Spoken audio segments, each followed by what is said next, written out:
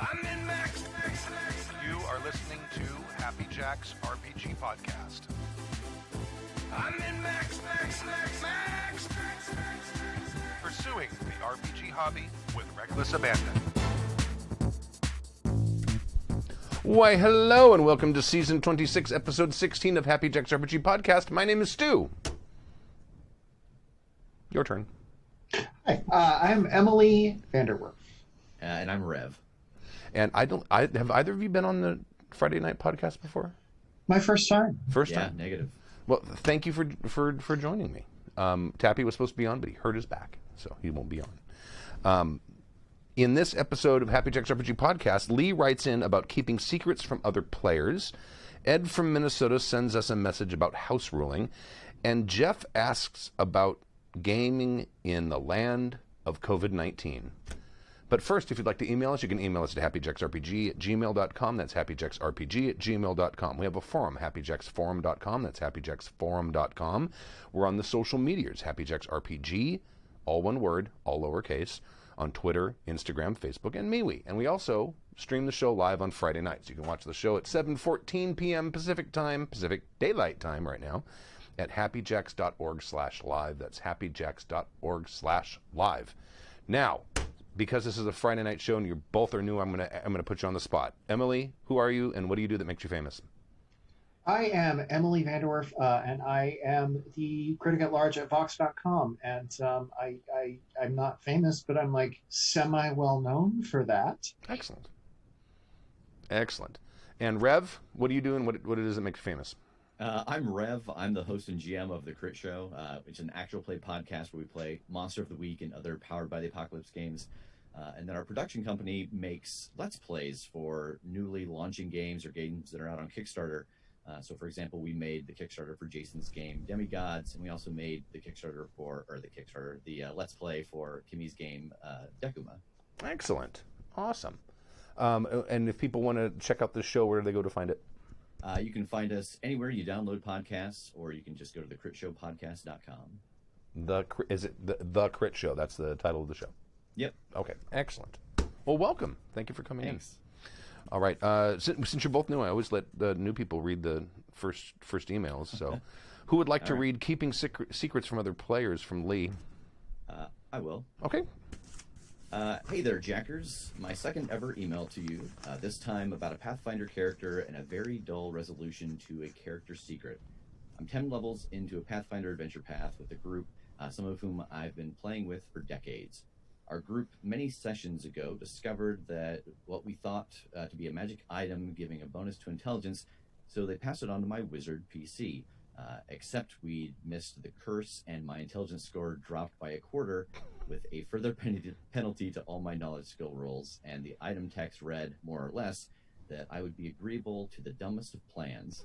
The GM and I thought this would be amusing to play with, and we didn't tell any of the other players. Cool, I can do this, I thought. I'll agree to any stupid idea, and sooner or later, they will notice that my rolls to know things will be terrible. Except that in this group, I guess dumb ideas are par for the course, so my suggestions or agreements didn't get noticed, and my dice apparently suck all the time, so no one picked up that I wouldn't know anything. And at least one of the PCs covered all the skills I had, so they covered my ignorance, and no one paid attention since there was no group failure. So this went on for months. I thought when I hit the level that I can't cast 5th level spells, they'll figure it out. Nope. The GM and I puzzled over this, but couldn't think of any way to let them know, since we suspected the immediate reaction would be out of character. We cast the spell, and it's all gone, and that sounded boring. Eventually, I was absent for a session, and the player running my wizard looked over the character sheet and said, "Oh, why is there a reduction to his intelligence score?" The GM explained, and after a few minutes to consult the book, the reaction was indeed, we cast a spell, and it's all gone, and yup, it was boring. Lesson to me, I guess the players should be kept abreast of in-character secrets and cursed items so all can play along, or just skin them if no one is sure that the player group won't play along. Thoughts? How would you have handled this differently? Lee Patrak on the forums. And then this is an asterisk from very early on. If it matters, my first email was 2 years ago about prisoner executions leading to PvP and player walkouts in a Twilight 2000 game. I think I remember that. Okay. so now, Emily, what's your gaming background?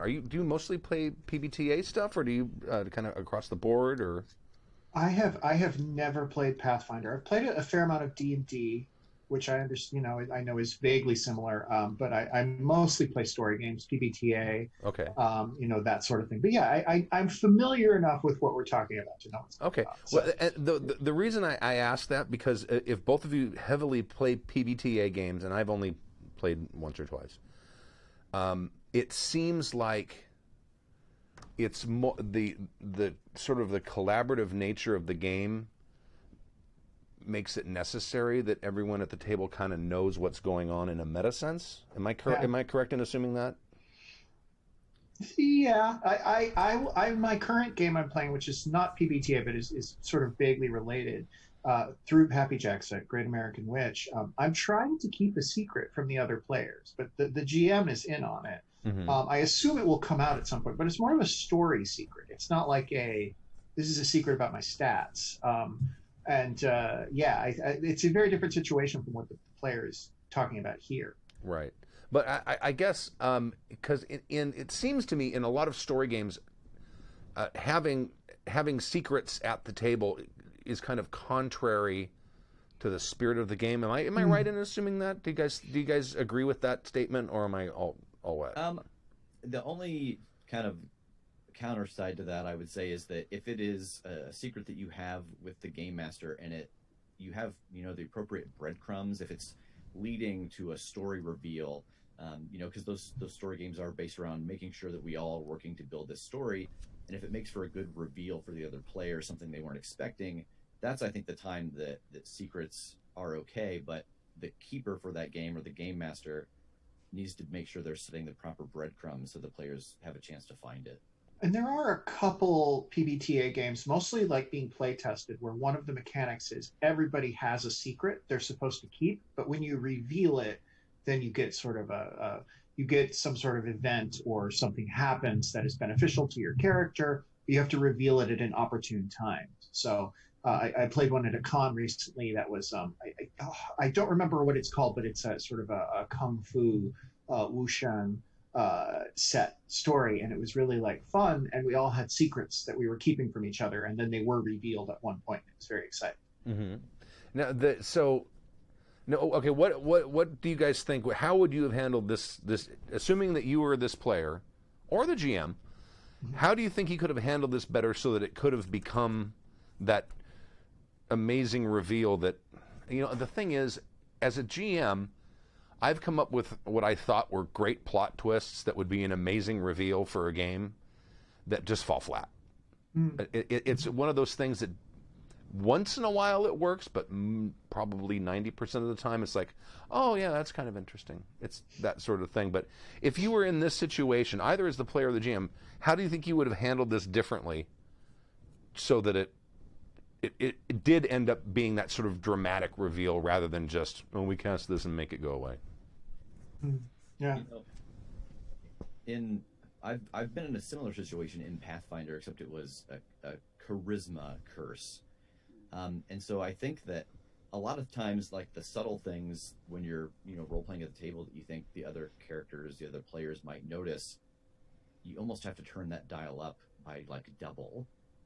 So the little things just agreeing with bad ideas, it's got to be something big enough that points to that huge loss. So if you're the super charismatic bard and you're taking the charisma negative as just not knowing how to socially deal with a situation, or doing your songs badly or whatever, and really painting that moment so that the characters, or rather I guess really the players in this instance, take a moment to think why is this? Oh, that is weird. Why is this? They're pointing this out, and two, it's so unusual compared to what I've seen you do before. Yeah. I do think that the impetus here to make the reveal big is kind of on the GM, but at the same time, I think that it's tricky to do that because again, if there's such an obvious solution to it, as is suggested in this email, then, you know, the reveal of it, which I think at the very least you want to be amusing. Like, at a certain point in any storytelling, when the reveal gets dragged out so long, eventually it's just like anticlimactic. So it's really the trick of the GM finding a way to lead the players to that revelation at a time when it's going to be most dramatically satisfying. And like that's hard to do in a game like D&D or Pathfinder, where it is all kind of in response to roles and things like that. But I do think that it is sort of is the GM's sort of his responsibility to come up with a way to make that as satisfying as possible. On the other hand, like, I was greatly amused by this email, so someone got some enjoyment out of it. Right. Yeah, I was trying to think to myself, as if I was the GM in the situation, if there are things that I could do to help reinforce and sort of maybe subtly alert the players to the fact that something is wrong. And I was wondering if you could, and this would take a lot of work on the GM's part, I think. But if the GM decided, hey, you know what, I'm going to like do the whole show rather than tell thing, and have the party kind of separate when they go to town or whatever, and the mage goes off and meets someone, and then later when the parties go back together, whoever this NPC is that the mage met comes back and talks to him like he's a moron. Talk to him like, would you like something to eat? Would you like me to cut your meat for you? Are you okay? Are you comfortable? Just really talk to him like he's a child. And I thought that something like that might cause the players to go, why is this person acting like that? But you'd have to contrast that with that same NPC treating all the rest of the players like they're normal people. Yeah. You know what I mean?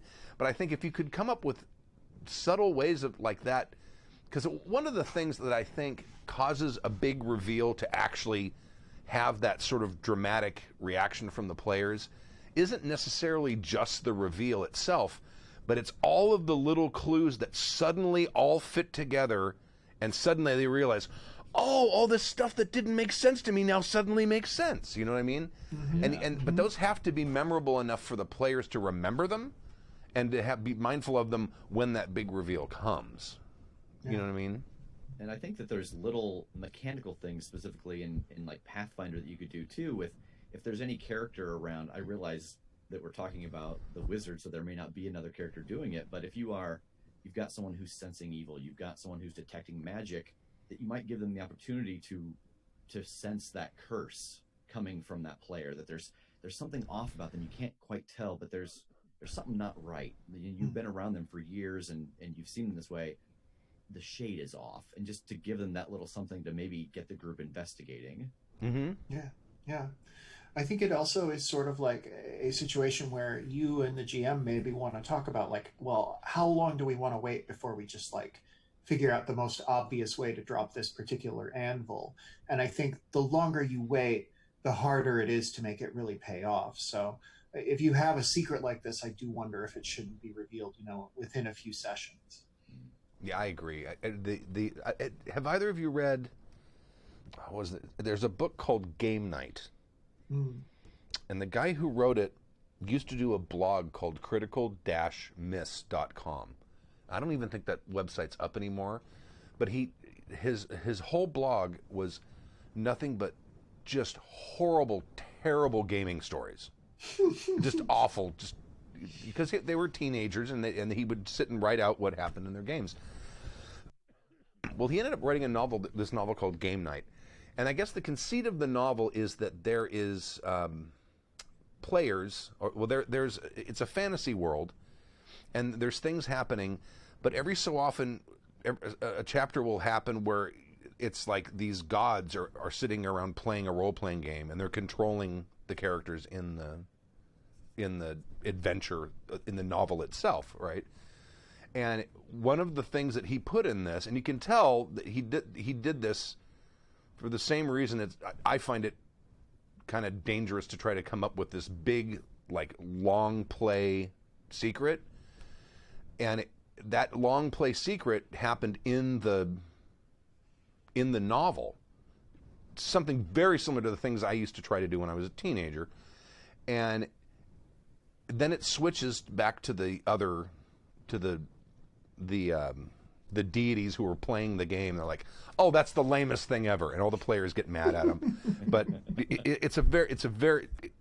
If you've played a lot of role playing games, especially if you played role playing games when you were young and stupid, it's a pretty funny novel. But that reminds me that young GMs always try to do that. I'm going to have this massive twist in the game somewhere at the end, and it's just going to turn everything on its head, and it almost never works. It just doesn't. Especially like a campaign-long twist like that. I mean, the best reaction I've gotten to something like that, I ran a campaign that started out in D&D 4th edition, and it bounced around to a couple other systems. And in the game, the players met the sort of monarch. He was a duke, but he was sort of like the protector of this area. And they'd met him a couple of times, and I had decided, like in the first session, but during my prep, that he was actually a gold dragon and had been masquerading as a human for about 15 or 16 generations, always being the heir of the Duke and basically changing his appearance, making himself look older gradually, things like that.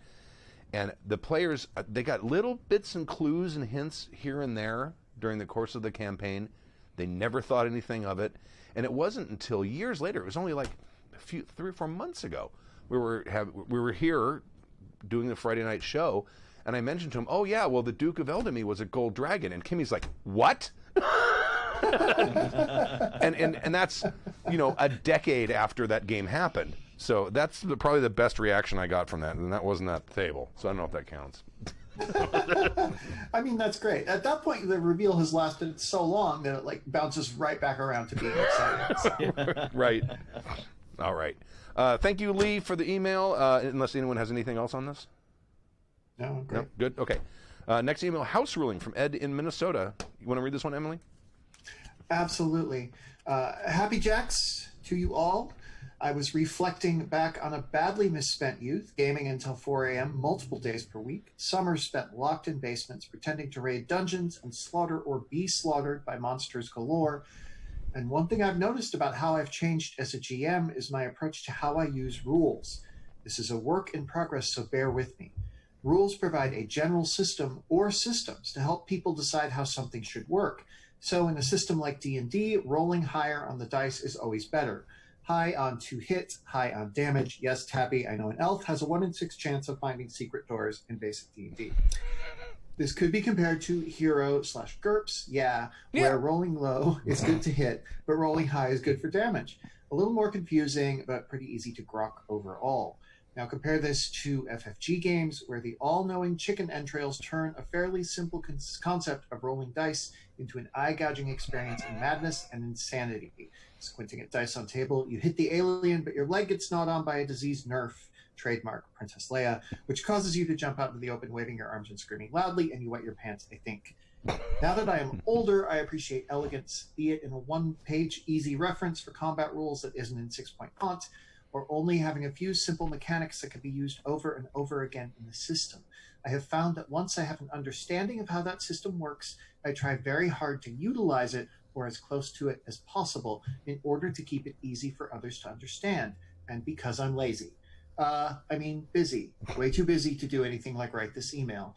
So moving forward in my D&D game, which is on its 2nd cast and 3 years of real-time play, I have players that are used to the D20 mechanic, higher is better. The higher is better for damage mechanic, hit points are better the higher they are, and be afraid as they get lower from damage, and the twist, which is a fatigue system, which gets worse as you go up the chart. To be consistent, it should start at 5 and drop to 0, but I'm not here to solve the world's problems.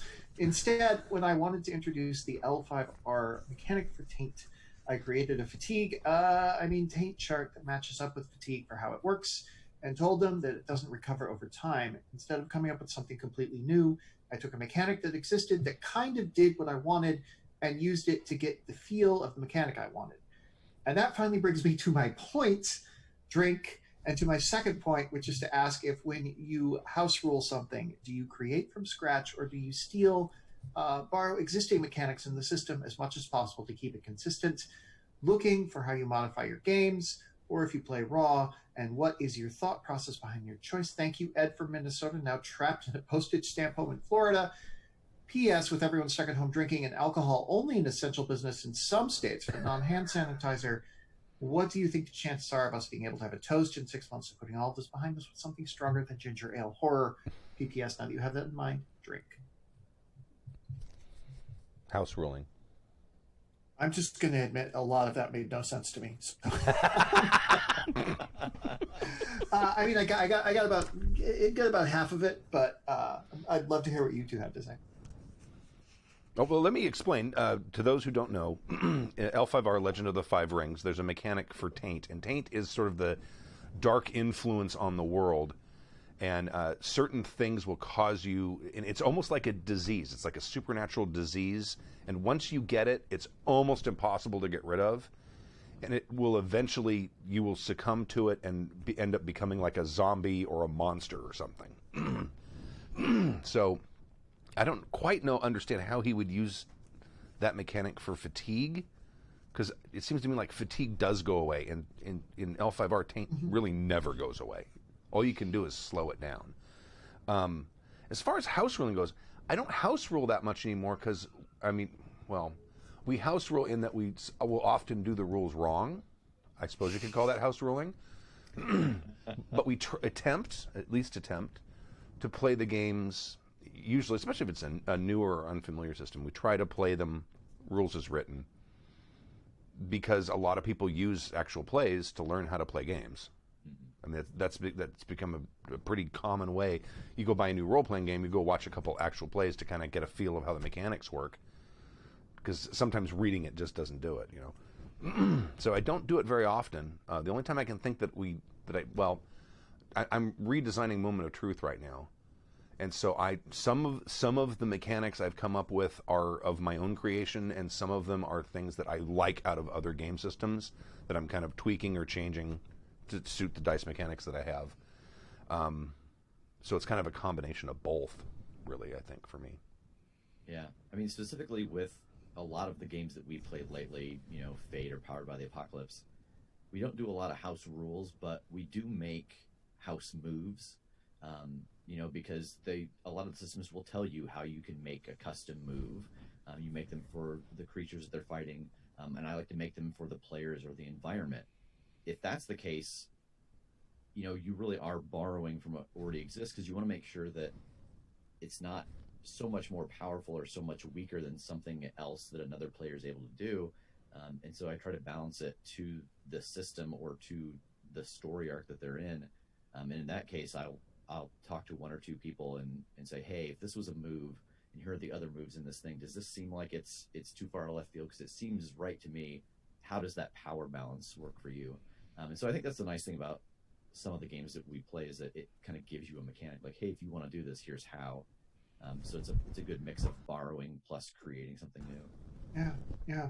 I once played. I ran a Fate game at a Strategicon event many years ago, and I'm friends with Mike Olson, who's one of the designers of the most recent Fate edition, and he was playing at the table with me, and he kept texting me new ways to tweak the rules to make that particular game more interesting. So I think you can do house rules if the designer is texting them to you. I think that's always true.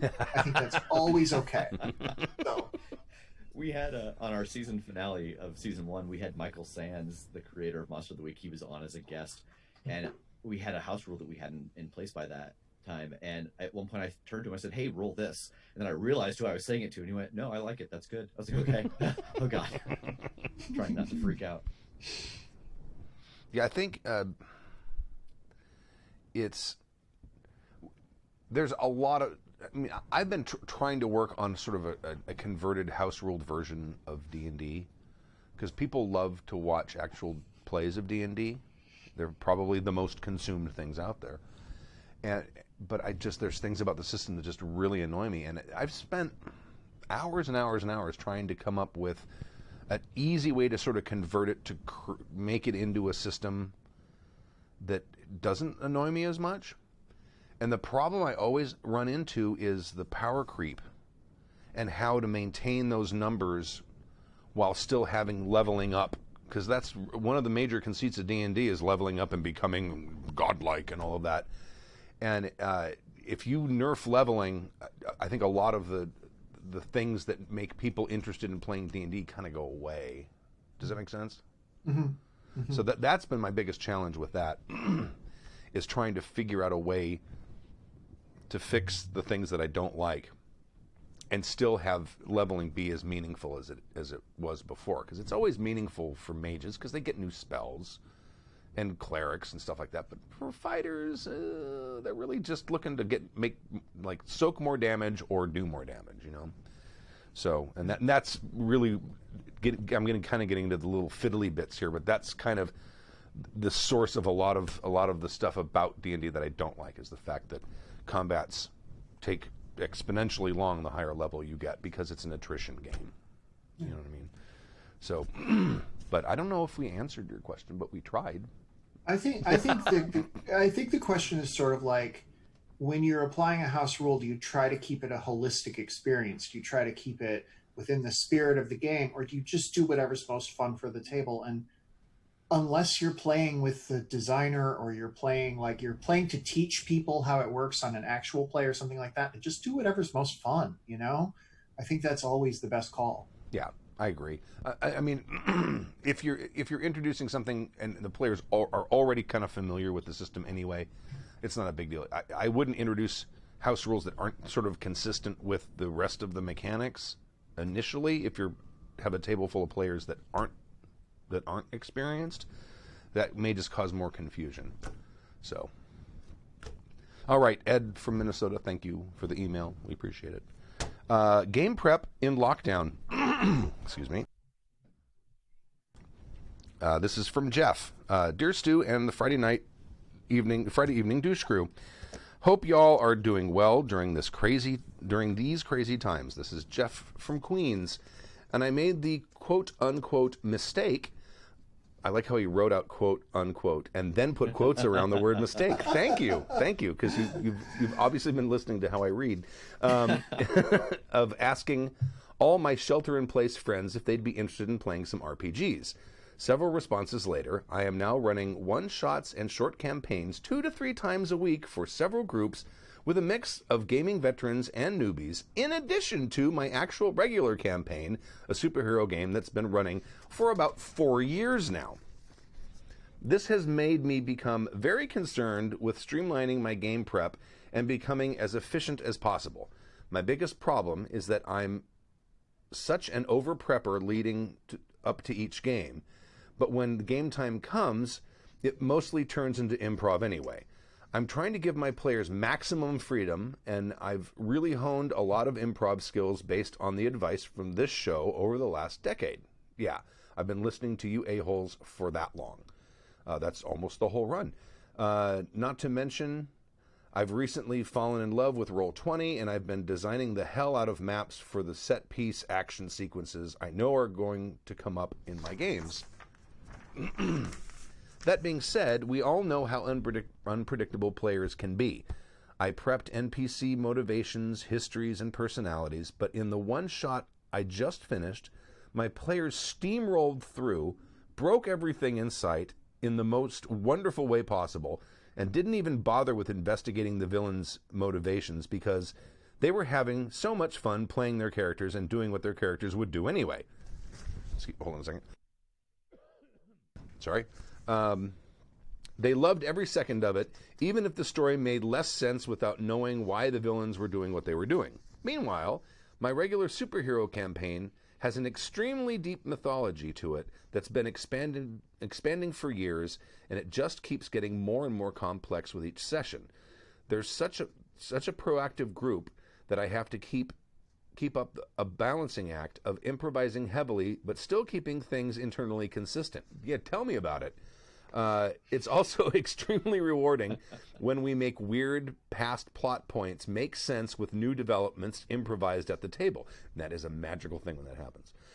So asking for advice. What are your strategies for balancing out how much pre-work you have to do versus how much you do on the fly at the table? How do you minimize prep time as much as possible, but still walk into each game feeling like you've got a handle on where you think it's going to go, especially when you're working with a new group and don't know all their gaming dynamics yet.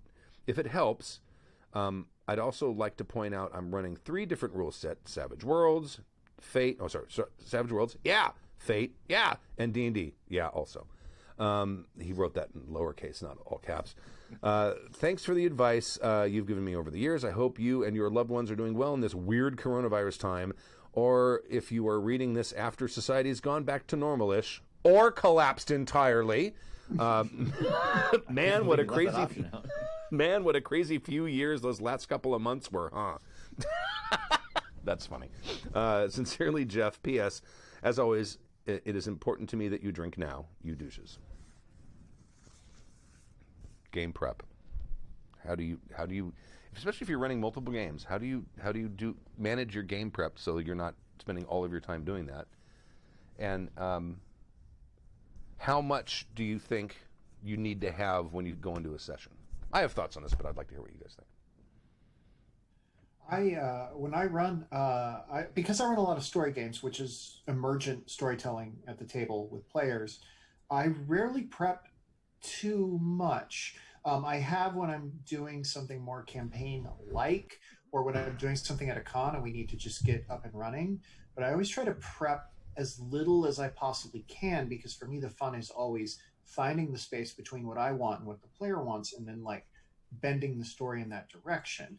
That's a little easier to do with story games than something like D&D, where you kind of need to know at least the high level backstory of everything that's in there. So I do see the argument for being super prepared, but in general, I think it's more fun if you know just enough to fake it, and then you let the players help you fill in the details. Yeah, I mean, the prep that they discuss sounds about right to me. Like, my response to this email initially was, I think you're doing it just right. You're not getting the payoff sometimes when the characters or the players don't find out the machinations of why your character in this one shot was doing what they were doing. But that's why at the end of the game session you can have the beauty of a montage that explains what was going on behind the scenes. But prepping for story games, I agree that it is really just about knowing the NPCs, some locations, and their motivations. Now, if I'm prepping something like Pathfinder or an adventure path, there is more prep that goes into it, but I try to prep it kind of like, if anybody, this is such a weird poll, but if anybody is familiar with like Canavacchio's, where it was just the outline of a story. You didn't have the story, but you had the major plot points that had to happen. And when they happened out of order, that's okay, because now you can pull this one and shift it up here. And then, oh, this one fell away. Well, it can come back later here. And so for something that is more in-depth ongoing, I try to have an outline of events, but not an order that they have to happen in, so that as the players kind of go around in this sandbox, they'll come across those things. And some of them they may come across too late, and the events may have happened already. I try to keep in mind like a timeline that everything's moving on. Mm-hmm. I think I realize that because when I prep games, because I don't play a lot of PBTA games or anything like that. Most of the games I play are the traditional RPGs. And there usually is a lot of prep, and the prep up front I've discovered is mostly world building. It is coming up with your NPCs, places, and then because I use OneNote when I prep games, and one of the tabs I will have is plot elements. And when I come up with an interesting idea or a magic item or a secret about an NPC or anything like that like could be an interesting thing to throw in at some point, I put it under plot elements. And there's probably 10 or 12 things in there right now, because I'm running Vampire 5th edition right now. And there's probably 10 or 15 things in there. And when I do prep prior to the game, what I will normally do is, when the game ends, I immediately open up OneNote and I will write out a synopsis of what happened from my perspective as the GM. Here's what the players did. Here's who they were interacting with. Here's what might be the results of it, things like that. And then I will write out 2 or 3 events that can happen during the course of the adventure if there's a lull or the players aren't being proactive, which is rare. And then if I get lost for something, I'll go into that plot elements thing and say, is there anything interesting in here that they're getting close to that I could throw in here? And 9 out of 10 times there is. So, and really, I mean, prep for me is like it's like a coronavirus curve. It goes up exponentially before the game, and then when the game time hits, it kind of peaks, and then it starts. The amount of time I spend starts going down and down and down, and hopefully stays down for a long, long, long time. Because the players become more proactive as the game develops, and I end up having to do a lot less prep. You know what I mean? Yeah. So, I forgot what his question was. What was his question? Meanwhile, so asking for advice, strategies, and pre-work versus how much to fly at the table. I guess we kind of answered that. Yeah. I mean, I very rarely. I don't write out what the plot of the story is going to be, or what the plot of the campaign is going to be. I'll usually have some kind of idea, but I've run games that have had really, really good endings where I really had no idea how it was going to end until a session or two before. Yeah, because, in those moments of the characters or the players talking to each other, they're going to come up with things that are 10 times better than what you had planned anyway. Oh, yeah. And so sometimes you can feed from what they're doing to add on to the future. And so I think you kind of lose out on that element if you have it too firmly hammered in place. I think the danger of too much prep is always that you get stuck on a thing that you want to see happen, and the players aren't heading in that direction, and it becomes a frustrating experience for everyone. And of course, we've all had that happen. And so the thing always, and this is true for any game system, the thing always is to have your ideas, but when a better one comes up at the table, be willing to pursue that one. And that's a real skill I think every GM can learn. Yeah, I mean, you if you're GM, especially if you're GMing with a proactive table, you got to be able to slay your darlings. You know what I mean? If you come up with an idea and it's like, oh, this is going to be awesome, it might not. If they end up going in a different direction, you kind of have to roll with it. Yeah. Otherwise, I call it railroading. So, any other thoughts on this? No, I mean, the one thing that they talked about early on, just the idea of, I had this awesome character with this awesome backstory. They were doing this nasty thing. If that one shot does turn into a longer story, then you start just dropping in other events that happened that might lead back to that character. Even if they did defeat them, they could have been, working in multiple pools at the same time, so that backstory might come out and get them more interested in why that, specific town was that way. Yeah. I mean, and this is the most obvious thing in the world, but don't forget that there are things you always control within the world, within the story. And I think what Stu said about world building being most of your prep is right. If you were building an internally consistent world and the players are reacting to it however they want, then you will always know where to go next, because you'll have an idea of how the world reacts to them. And that you guys just reminded me of when he's talking in here about when you have to go in after you improv a bunch of stuff in the course of a session. You kind of have to go back and figure out how everything fits into place and how it creates a full story. And it's kind of amazing how often that happens. And you'll go along and it's like, I've got this one little thing that's an inconsistency that I found, and the players realize it's an inconsistency. And as the game goes along and things, all of a sudden someone will say something or someone will do something, and it's like, oh, I just figured out how to make all of this consistent. And it reminds me of what's the movie Shakespeare in Love, when they're talking about how it'll all come together. Why? How? I don't know. It's a mystery. And that happens GMing a lot. And I don't know if it's because of we're humans are really good at finding patterns. It's one of the reasons that we love conspiracies. And I think that the human mind is just really good at taking a bunch of disparate things and figuring out how they all fit together into some sort of causal relationship, even if there isn't one. Yeah. You know what I mean?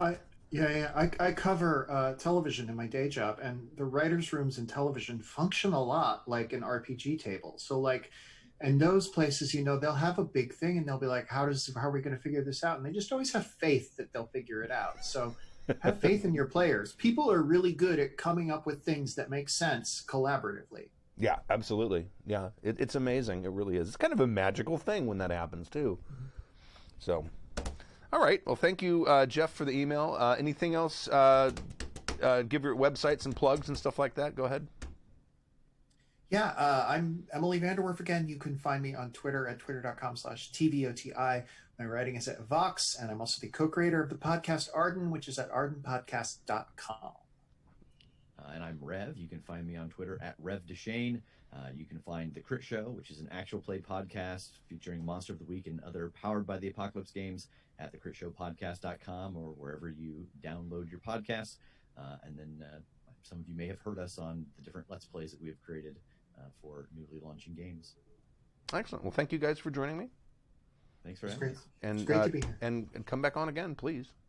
I'm going to go ahead and play us out here. I will mute you momentarily.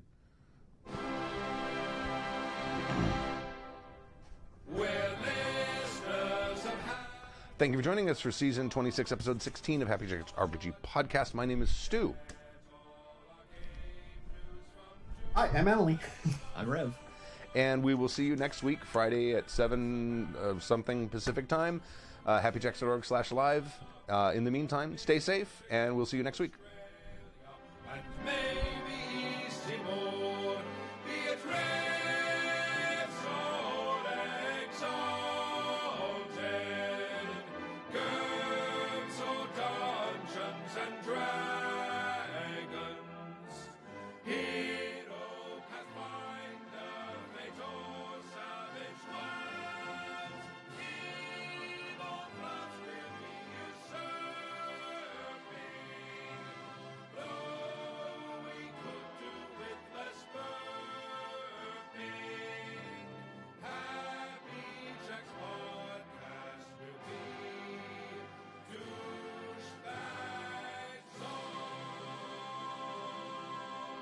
The preceding program has been a presentation of the Angry Folk Media Empire.